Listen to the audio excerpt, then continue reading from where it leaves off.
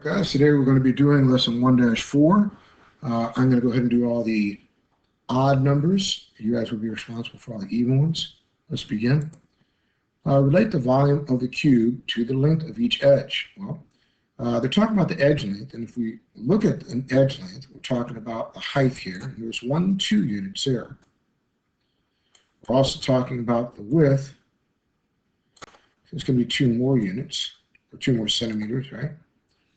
And then we also have to talk about, remember, this is giving us the height, right?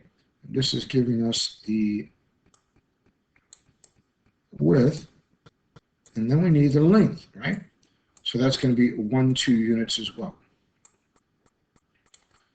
All right. So that's going to give us 2 times 2 times 2, which is, excuse me, the cube root of 8. And the cube root of 8, as we see, is 2. Right? Cube root simply means what number multiplied to itself twice. Okay? Will give us the answer. So I'm multiplying it to itself 1 time to get 4. And then I'm multiplying it to itself again, 4 times 2, to give us 8. See how that works? All right, let's go to get number 9 here. And I'm going to shrink this one down a bit. I didn't notice that it was so, it's coming off the page a little. Okay, maybe not. Oh, there we go. This needs to come down. All right, and this needs to come over. And that makes a little more sense. All right, let's go to number 9 now. When you classify the number 169 as a perfect square, a perfect cube, both or neither, all right?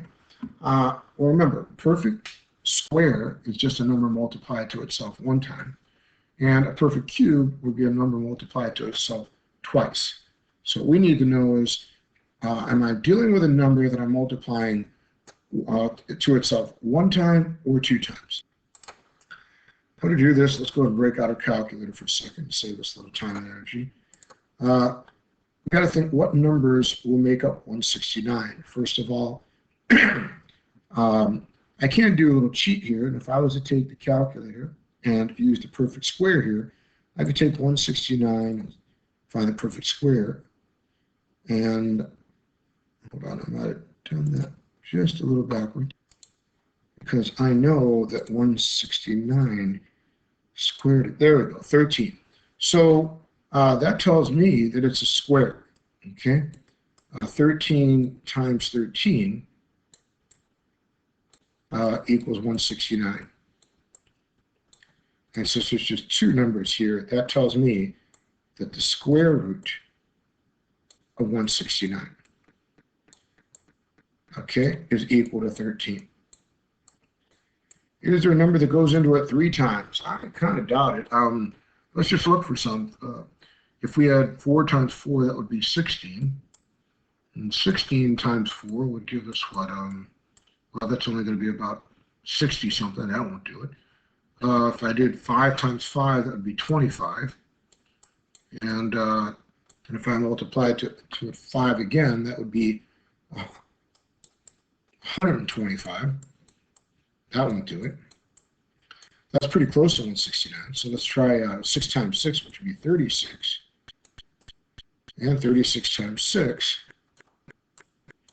Well, that's going to be 36, 3, 18, 19, 20, 21. As we can see, we went over now, right? We went over 169. So no, it is not a perfect cube. It is, in fact, a perfect square. All right? Let's go to number 11. A square technology chip has an area of 25 square centimeters. How long is each side of the chip? Okay. Okay, so a square technology chip has an area of 25. So in other words, we're talking about a chip, the shape of a square, and the area is 25. How long is each side of the chip? Well, that means we're trying to find the square root, right? Because it's just the length times the width, okay? of 25. And we have to ask ourselves what number multiplied to itself will give us 25. That's not really a challenge, is it? Because we all know that 5 times 5 is 25. So the square root of 25 is 5. And this is number 13. A company is making building blocks. What is the length of each side of the block? This we've got a block here. Remember, blocks are three-dimensional object. It's got depth, right? It's got height, and it's got width. That's 3 dimensions, right? A three-dimensional object.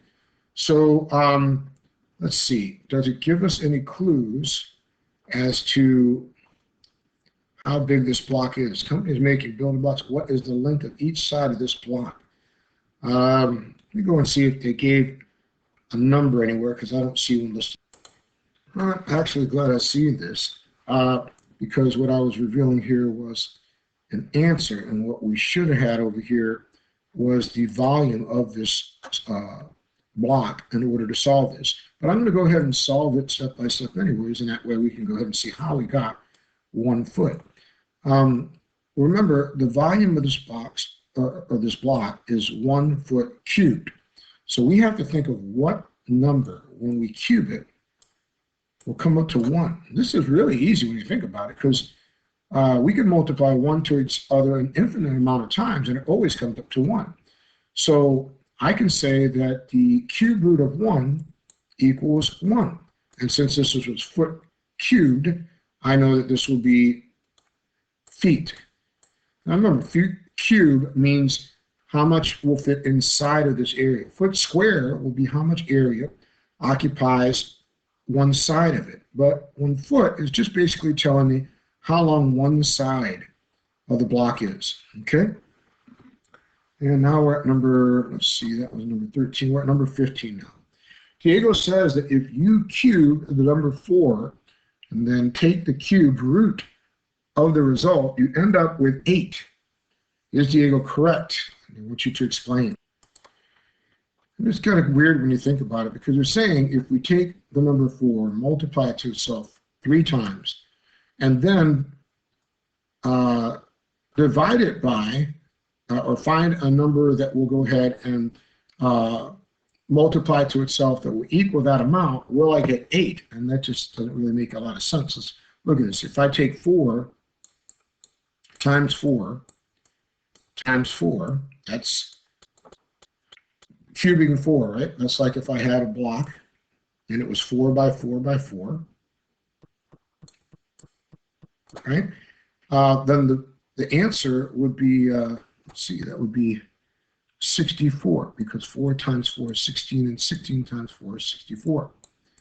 So that tells me that this would be 64, let's see, let's say what units, says that the cube of 64, no, it doesn't. So whatever units this is, okay, would be units cubed. And then they're saying if we take the result, which is that, and then take the cube root, we take the cube root of this, in other words, we cube this, 64.